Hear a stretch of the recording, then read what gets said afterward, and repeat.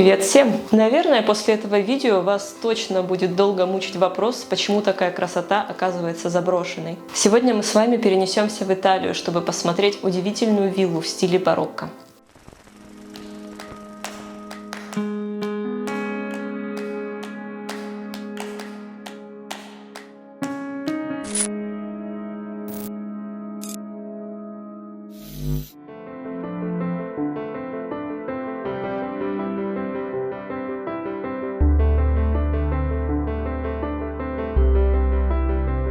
На этот раз у нас будет не очень длинное видео, потому как сегодняшняя вилла хоть и имеет историческую значимость, но, к сожалению, сохранила о себе не слишком-то много сведений, как бы того не хотелось. Вилла ди Лючи или вилла света носит такое название неспроста.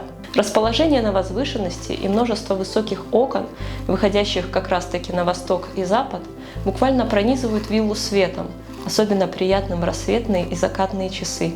Мы захотели убедиться в этом лично и отправились туда ранним утром.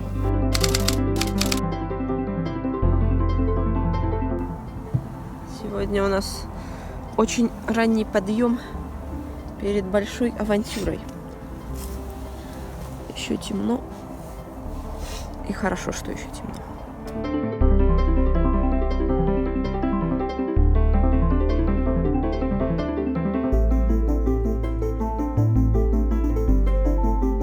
Проснувшись пораньше, мы отправились смотреть виллу. Расположенная на холме, несколько веков назад залитом кровью врагов, а сегодня всего лишь светом восходящего солнца, вилла ди Лючи была построена здесь в середине XVIII века для маркиза из лежащего у подножия холма города в честь ознаменования важного для этой местности события – разбития лагеря испанской армии, оккупировавшей эти земли. Сегодня, будучи уже долгое время необитаемой, вилла больше не выглядит так помпезно, как в свои лучшие годы, когда один хозяин-аристократ сменял другого, поддерживая и обогащая ее убранство. Теперь со стен обвалилась штукатурка, окна поразбивали вандалы, а чудесный сад, когда-то гордость этого места, запущен и не поддерживается, за исключением разве что газона. Его иногда все еще стригут. Внутри чудесные фрески и изысканная лепнина, а огромное количество окон заливает все пространство светом.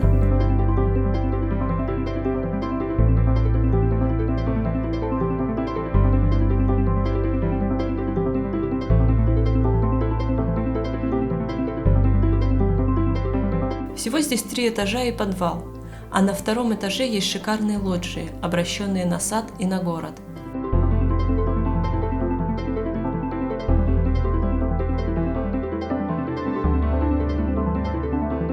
Вилла имеет большой центральный зал, занимающий сразу 2 этажа, где на стенах сохранились чудесные горельефы и лепнина, фрески, выполненные в одной цветовой гамме с окружающим пространством, и чудесный узенький балкончик по всему периметру 2-го этажа с коваными перилами.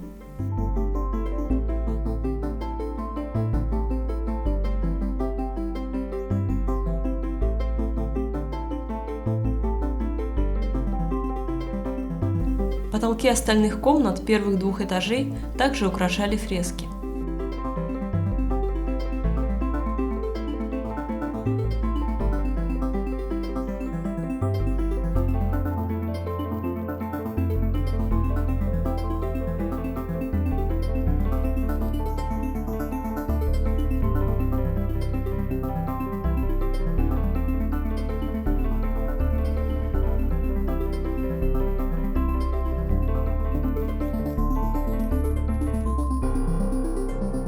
Третий этаж когда-то предназначался для слуг, поэтому потолки в нем гораздо ниже, а комнаты, многочисленные и маленькие, не содержат никаких украшений.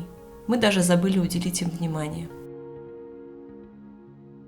Здесь не осталось особо никаких предметов. Комнаты пусты, но за счет покрывающих их фресок не менее прекрасны. Правда, к старинным произведениям искусства добавились и современные. Некоторые стены уже успели покрыться разноцветными каракулями из баллончиков. Местные школьники оказались настолько дерзкими, что даже решили порисовать на фресках главного зала между 2-м и 1-м этажом, в самом красивом месте этой виллы.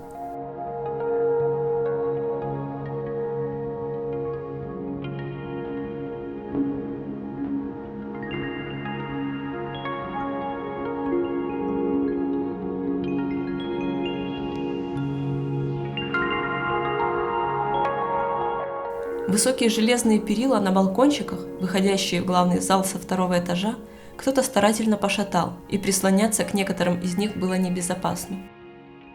Пол покрывали мелкие осколки разбитого стекла, хрустящие под ногами и от этого наполняющие все пространство звуками.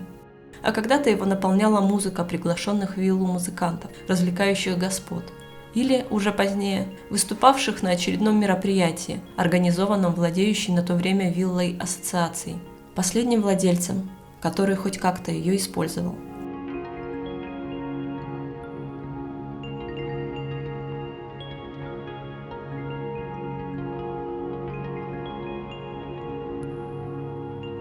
К сожалению, содержать такую жемчужину ассоциации оказалось не под силу, и решено было виллу продать. И вот уже долгие-долгие годы она ищет себе нового хозяина. Будем надеяться, что он больше не заставит себя долго ждать и спасет виллу от нашествия вандалов и забвения. Вот и все на сегодня. Напишите, пожалуйста, в комментариях, интересно ли вам смотреть про заброшенные места, когда информации о них известно не слишком много, в формате вот таких коротких видеороликов. Если да, тогда мы будем периодически их выкладывать и чередовать с более длинными и насыщенными выпусками. Спасибо за ваше внимание. Надеюсь, это удивительное здание вам понравилось. Ставьте лайк и подписывайтесь на канал, если вы еще не с нами. Впереди новые заброшенные места и их истории. До новых встреч. Пока!